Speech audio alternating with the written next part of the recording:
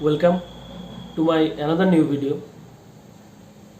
आप सबको स्वाधीनता दिवस के लिए ढेर सारे बधाइयाँ और अभिनंदन। और साथ ही साथ मेरे चैनल को सब्सक्राइब करने के लिए और इतना सारा प्यार देने के लिए, सपोर्ट करने के लिए आप सबको शुक्रिया।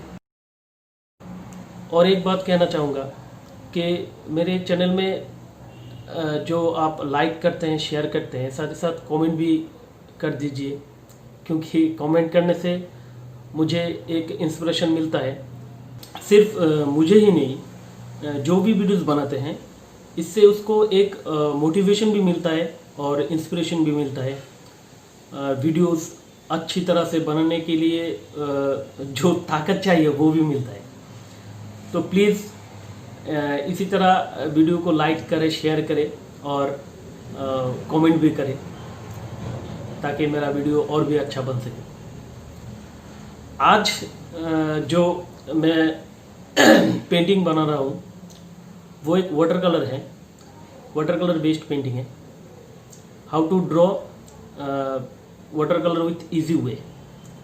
ये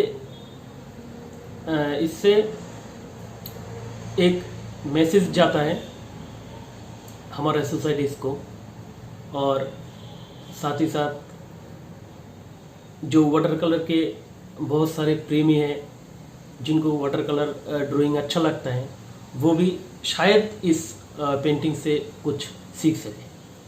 तो चलिए पेंटिंग और वीडियो शुरू करते हैं।